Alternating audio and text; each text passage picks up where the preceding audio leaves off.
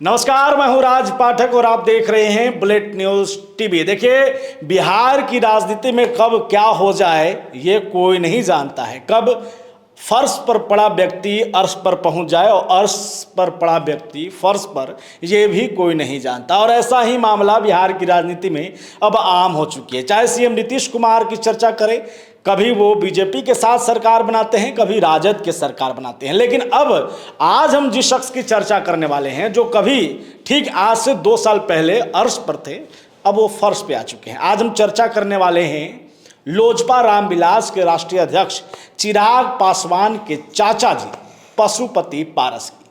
पशुपति पारस जो लोक जनशक्ति पार्टी के एक मजबूत नींव रहे हैं जब उनके भाई रामविलास पासवान थे, लेकिन जैसे ही उनकी मृत्यु होती है उसके बाद से ये पार्टी दो धाड़ में बढ़ जाती है। और इसके बाद बीजेपी ने जो है केंद्र में उन्हें मंत्री बनाया, यहाँ तक कि उनके साथ जो उनके सांसद थे उनको भी जो है वो बड़ा सम्मान दिया, उनको एक पार्टी कार्यालय दिया। और उस दौरान जो चिराग पासवान जो नीतीश कुमार पर भी लगातार हमलावर थे, वो अब जो है रोड पर थे। लेकिन अब ठीक 2 साल बाद जो है ये उलट हो चुका है। 2 साल बाद अब इस वक्त आप देखेंगे तो चिराग पासवान केंद्र सरकार में मंत्री हैं और पशुपति पारस खामोश हैं।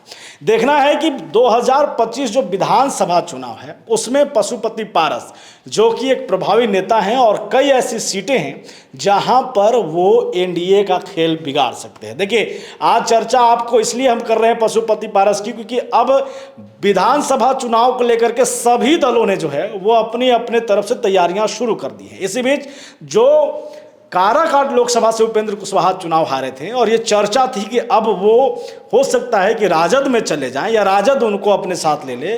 बीजेपी ने उस मौके को नहीं भुलाया। वो समझ गई कि कुशवाहा जो वोटर हैं वो अगर हमारे से निकले तो सत्ता बहुत दूर हो जाएगी। ऐसे में उन्होंने उपेंद्र कुशवाहा को राज्यसभा भेज दिया। दूसरी तरफ राजद भी तमाम जातियों को अपने साथ जोड़ने की कोशिश कर रही है।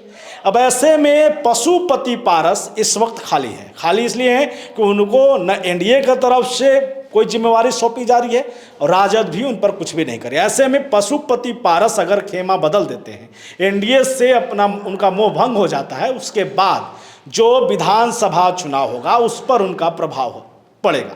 उनके पास 5 सांसद थे और 5 सांसद जो हैं उसमें वीणा देवी को अगर छोड़ दे तो 4 सांसद जो प्रभावी माने जाते थे वो चुनाव नहीं लड़े। विधानसभा में वो भी आएंगे। जो सांसद का चुनाव लड़ते वो इस बार चुनाव नहीं लड़े, तो जाहिर सी बात है कि पशुपति पारस मैदान में तो उतरेंगे। अब ऐसे में वो खेल चिराग पासवान का बिगाड़ेंगे, जिसे मुख्यमंत्री का दावेदार बताया जा रहा है, या फिर एनडीए का, ये समय बताएगा। या फिर एनडीए जो है पशुपति पारस को भी बड़ी जिम्मेदारी दी है। लगातार हमारी नज़र इस पर बनी हुई है।